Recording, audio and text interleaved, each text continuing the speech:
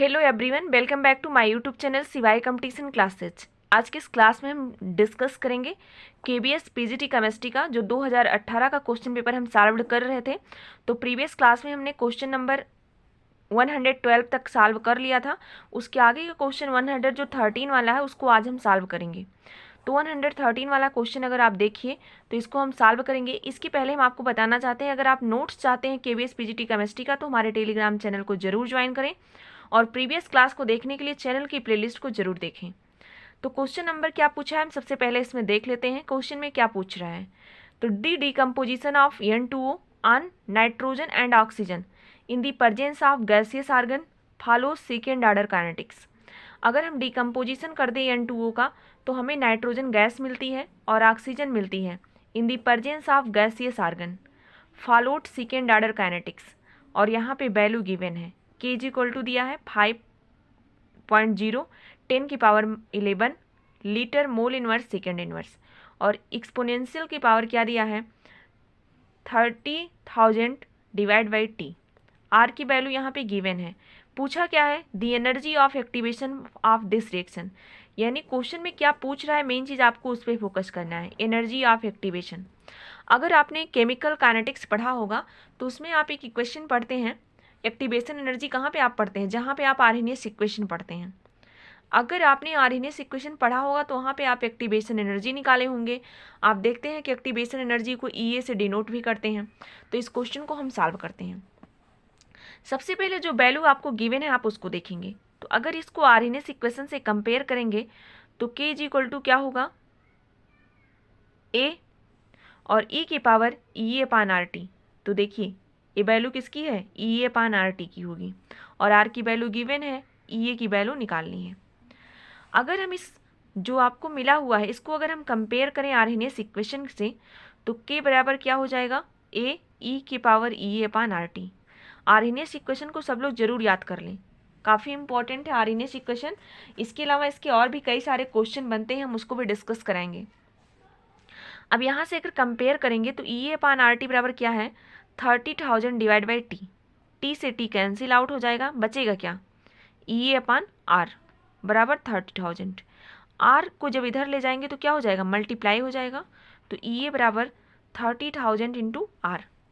अब देखेंगे आर की वैल्यू तो क्वेश्चन में गिवन है, बाउंड है, आप इसके अलावा और कोई भी वैल्यू यूज नहीं कर सकते हैं।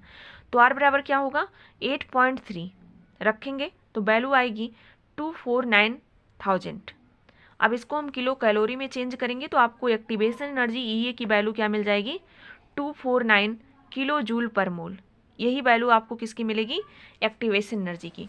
तो आप लोग इस क्वेश्चन को देखिए और एक बार सारे प्रीवियस ईयर क्वेश्चन को जरूर सॉल्व करिए। इससे जब आप एक क्वेश्चन सॉल्व करते हैं तो आपको कई सारे क्वेश्चन के आंसर मिल जाते हैं। जैसे अगर आपने इस क्वेश्चन को सॉल्व किया, आपको आर्हेनियस इक्वेशन का फार्मूला पता चल गया, एक्टिवेशन एनर्जी क्या होता है ये पता चल गया, आर की वैल्यू कैसे रखते हैं, तो इस सारी से मिला, तो आपका आंसर क्या आया है 249। अब ऑप्शन में हम चेक करेंगे 249 आंसर क्या होगा, राइट आंसर होगा। अब अगला क्वेश्चन देखिए कितना इंपॉर्टेंट है। मैंने जो आपको नोट्स प्रोवाइड किया उसमें मैंने हाइड्रोकार्बन्स में लिखा दिया है, इसलिए कि एल्केन का जनरल फार्मूला क्या होगा, एल्काइन का क्या होगा, एल्कीन का क्या होगा, ये सारे फार्मूला बहुत इंपॉर्टेंट हैं क्योंकि छोटी छोटी चीज़ों पे हम फोकस नहीं कर पाते हैं। तो the general formula of 3 degree amine, तो हम देखते हैं 3 डिग्री एमाइन होता क्या है, कैसे हम इसको बनाते हैं, क्या इसके फंक्शंस तरीके से इसका डेरिवेशन करते हैं। तो अगर हम यहाँ पे आपको बताएं अमोनिया, जिसका फार्मूला आपको पता होगा NH3, इस अमोनिया से अगर हम एक हाइड्रोजन हटा दें और एक एल्किल ग्रुप लगा दें तो हमारा जो एमाइन मिलेगा क्या मिलेगा 1 डिग्री एमाइन मिल जाएगा। अब इस 1 डिग्री एमाइन की एक हाइड्रोजन को और हम हटा दें तो क्या हो जाएगा, एक एल्किल ग्रुप लगा दें तो क्या बन जाएगा, अब एमाइन सेकेंड डिग्री की हो जाएगी, सेकेंडरी एमाइन। अब इस हाइड्रोजन को भी रिप्लेस कर दें और एक एल्किल ग्रुप लगा दें, अब 3 एल्किल ग्रुप लग गए नाइट्रोजन से तो एमाइन क्या होगी 3 डिग्री एमाइन होगी। यानी अगर नाइट्रोजन से 3 एल्किल ग्रुप लगे हैं तो 3 डिग्री एमाइन, 2 एल्किल ग्रुप लगे हैं 2 डिग्री एमाइन, एक ही एल्किल ग्रुप लगा है नाइट्रोजन से तो 1 डिग्री एमाइन हो गया। तो इस तरीके से तीनों एमाइन के बारे में आपको जानकारी होनी चाहिए। अगर हम बात करें जनरल फार्मूला की, तो अगर जनरल फार्मूला देखेंगे आप तो CnH2n + 3n, यानी अगर आप देखें तो अगर कार्बन 3 है तो हाइड्रोजन क्या हो जाएगा, 9 हो जाएगा और एक नाइट्रोजन हो जाएगा, इस तरीके से। तो यही आपका जनरल फार्मूला है किसका, एमाइन का। तो सब लोग ये फार्मूला जरूर याद कर लीजिएगा, आपके एग्जाम्स के लिए बहुत हेल्पफुल है। अब हम चलते हैं अगला प्रश्न देखते हैं क्या है। अगला प्रश्न देखिए, यहाँ से 2 क्वेश्चन आपको हम बताएंगे किस तरीके से क्वेश्चन करेंगे। The order of screening effect of electron of S P D and F orbitals, यानी जो आप इलेक्ट्रॉन्स भर रहे हैं एस ऑर्बिटल में, पी ऑर्बिटल में, डी ऑर्बिटल में, एफ ऑर्बिटल्स में, उनका जो स्क्रीनिंग पावर है, जो इफेक्ट कर रहे हैं, सील्ड कर रहे हैं, स्क्रीन कर रहे हैं उसको, तो जो इलेक्ट्रॉन न्यूक्लियस के सबसे क्लोज होगा वाले ऑर्बिटल्स में होगा, वो क्या करेगा, ज़्यादा स्क्रीनिंग इफेक्ट शो करेगा देन उसके कंपेयर में जो ऑर्बिटल न्यूक्लियस से दूर होगा।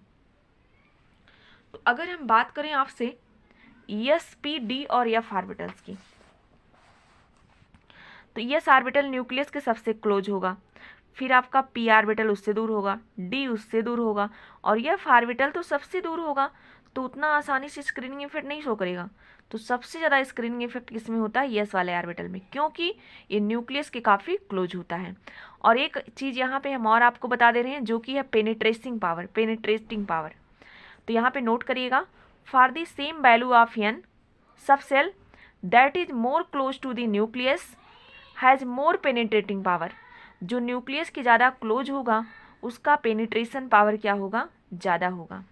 And the screening effect and the order of penetration power, तो अगर स्क्रीनिंग इफेक्ट पूछा जाए तब भी यही आर्डर लिखेंगे, अगर पेनिट्रेशन पावर पूछा जाए तब भी यही आर्डर लिखेंगे, दोनों का आर्डर सेम होता है। जो न्यूक्लियस के ज़्यादा क्लोज होगा उसका पेनिट्रेशन इफेक्ट ज़्यादा होगा, पेनिट्रेशन पावर ज़्यादा होगा, और जो न्यूक्लियस के ज़्यादा क्लोज होगा उसका शिल्डिंग इफेक्ट भी ज़्यादा होगा, स्क्रीनिंग इफेक्ट भी ज़्यादा होगा। तो यहाँ से देखिए आप 2 क्वेश्चन आपका हो गया, एक तो पेनिट्रेशन पावर अगर पूछा जाएगा तो आप उसको भी कर ले जाएंगे, और शिल्डिंग अथवा स्क्रीनिंग इफेक्ट भी पूछा जाएगा तो आप उसको भी कर लेंगे जाएंगे। दोनों चीज़ें आपके लिए बहुत इंपॉर्टेंट है। अब हम चलते हैं अगले प्रश्न की तरफ। अगला प्रश्न हम देख लेते हैं यहाँ पे कि अगला प्रश्न क्या है।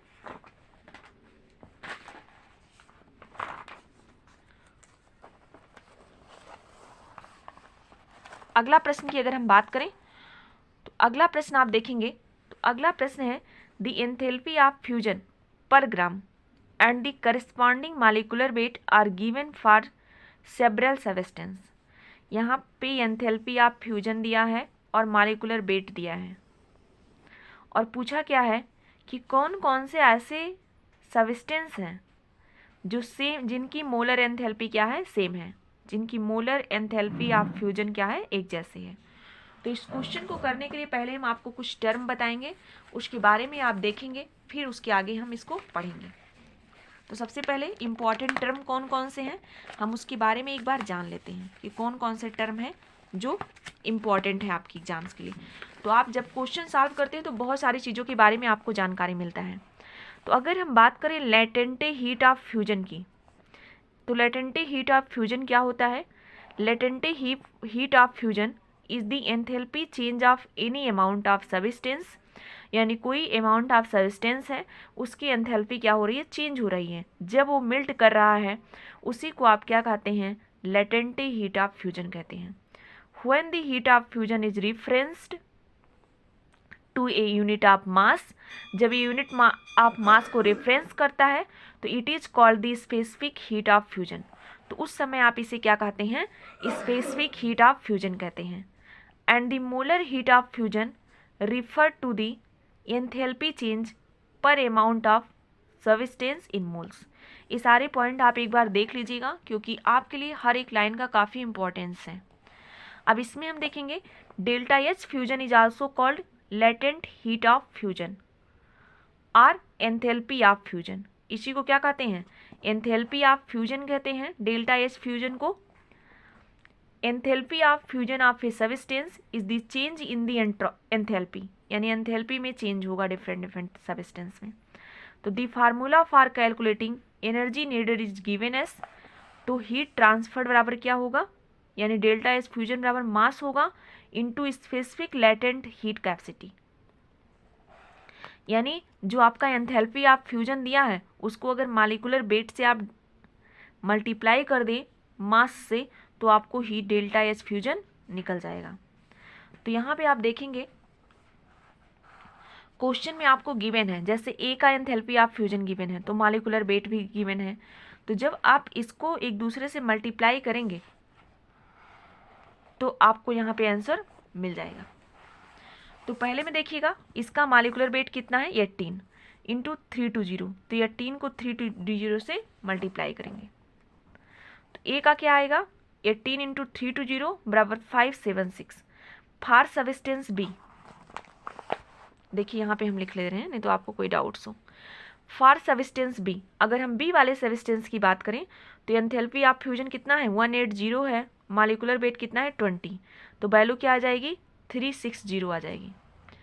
इस तरीके से अगर हम देखें सी वाले की बात करें तो फॉर सब्सटेंस सी क्या होगा 360 इंटू 30, तो वैल्यू क्या आ गई 10800। अब डी वाले सब्सटेंस की बात करें तो क्या है 180 है इंटू 60, तो 180 इंटू 60 जब मल्टीप्लाई किए तो कितनी वैल्यू आई 10800। अब देखिए यही दोनों वैल्यू क्या मिल गई सेम मिल गई है। अब इसको यहाँ पे अब अगला भी निकाल लेते हैं ई वाला भी। अगर ई वाले की बात करें तो डी बराबर क्या होगा 180 इंटू 30 बराबर 5400। तो क्वेश्चन में यही पूछा है the two substance having the same molar enthalpies, ऐसे कौन से दो सब्सटेंस हैं जिनकी मोलर एंथैल्पी क्या है सेम है। तो एक तो आपका सी है और दूसरा क्या है डी है। तो ऑप्शन में देखिएगा सी और डी क्या हो जाएगा राइट आंसर हो जाएगा। तो इस टाइप से क्वेश्चन को मैंने एक बार हम फिर से आपको दिखा दे रहे हैं कि किस तरीके से आप इसका करेंगे और किस फार्मूले का आप यूज करेंगे। तो अगर आपको एंथैल्पी ऑफ फ्यूजन पर ग्राम दिया है और मॉलिक्यूलर वेट दिया है और enthalpy of fusion same molecular molar enthalpy of fusion पूछा जा रहा है तो आप क्या करिए एंथैल्पी ऑफ फ्यूजन को मॉलिक्यूलर वेट से मल्टीप्लाई कर दीजिए तो आपकी वैल्यू मिल जाएगी।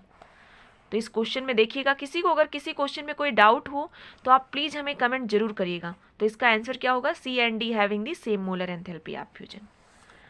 अब हम अगला क्वेश्चन एक और सॉल्व कर लेते हैं। क्वेश्चन नंबर देखेंगे 117। क्वेश्चन नंबर अगर हम 117 की बात करें तो यहाँ पे एक डाटा दिया गया है use the data below the calculate delta H for the reaction. Delta H किसके लिए करना है रिएक्शन के लिए निकालना है और डेल्टा एच एफ दिया है इस रिएक्शन के लिए डेल्टा एच एफ सी ओ का डेल्टा एच एफ -110 दिया है, CO2 का डेल्टा एच एफ दिया है -3903 दिया है, N2O का डेल्टा एच एफ दिया है 81, N2O4 का डेल्टा एच एफ दिया है 9.7। अब हम क्या करेंगे यहाँ पे इस क्वेश्चन को सॉल्व करेंगे। इस क्वेश्चन को जब हम सॉल्व करेंगे तो सारी वैल्यू जो जितनी वैल्यू गिवन है अब उसको एक जगह पे नोट कर लेंगे। अगर आप थर्मोडायनेमिक्स पढ़े होंगे ना तो थर्मोडायनेमिक्स वाले में एक क्वेश्चन आपको कहीं ना कहीं देखने को मिल जाएगा कि डेल्टा एच फॉर किसी रिएक्शंस के लिए आप कैसे निकालते हैं। और किसी रिएक्शन के लिए जब आप डेल्टा एच निकालते हैं तो उसके लिए आपको याद रखना होगा डेल्टा एच रिएक्शन बराबर क्या होता है प्रोडक्ट माइनस रिएक्टेंट। इसी फार्मूले का आप यूज करेंगे तो आपको वैल्यू मिल जाएगी। तो किस तरीके से आप निकालेंगे डेल्टा एच रिएक्शन बराबर क्या होगा डेल्टा एच N2O क्या है प्रोडक्ट में है plus 3 into delta H CO2 minus delta H N2O4 plus 3 into delta H CO। अब सारी वैल्यू इसी में रख देना है। N2O का डेल्टा एच कितना दिया है 81 plus 3 into delta H CO2 का कितना दिया है -393, इसको मैंने रख दिया, माइनस N2O4 का कितना दिया है 9.7 रख दिया और CO का कितना दिया है -110। इतनी वैल्यू देखिए यहाँ पे मैंने रख दिया है। अब जब आप इसको कैलकुलेट करेंगे सारी वैल्यू यहाँ पे निकालेंगे तो इन दोनों को मल्टीप्लाई करेंगे -1179 आएगा, इन दोनों को मल्टीप्लाई करेंगे -330 आएगा। अब जब इसको करेंगे तो -1.1098 आएगा -320 आएगा 0.3 आएगा। तो इतना जब आप कैलकुलेट करेंगे तो वैल्यू जो लगभग आएगी -777.7 किलो जूल समथिंग आएगी, जिसे माना गया है कितना -778 के समथिंग माना गया, क्योंकि कहीं कहीं इसका वैल्यू 10 भी रखा जाता है। N2O4 की जो वैल्यू दी है कहीं कहीं किसी किसी में 10 भी दिया रहता है, तो यहाँ पे 9.7 दिया है, इसीलिए जो वैल्यू आई है 777.7 के समथिंग आई है। तो लेकिन ऑप्शन में कहीं गिवन नहीं है, ऑप्शन में जो गिवन है वो है -778 किलो जूल। तो इसी ऑप्शन को आप क्या करेंगे, मार्क करेंगे। तो इस तरीके से आपने इस क्वेश्चन को भी सॉल्व कर लिया है, 117 तक के क्वेश्चन को। आप एक बार इस क्वेश्चन को देख लीजिए। अगर आप लोगों को किसी क्वेश्चन में कोई डाउट हो तो आप हमें ज़रूर बताइएगा, हम उसमें इम्प्रूव करने का प्रयास करेंगे। वैसे तो अपने प्रयास से मैंने बहुत सारा सॉल्यूशंस अच्छे से प्रोवाइड करने का प्रयास किया है। किसी को कोई डाउट्स होगी तो अपनी राय आप मुझे ज़रूर दीजिएगा। अब मिलेंगे हम कल की क्लास में, और कल हम इसके आगे के क्वेश्चन कुछ डिस्कस करेंगे, उसके बाद हम अगला पेपर सॉल्व करेंगे। Thanks for watching all of you to join us our session. Thank you.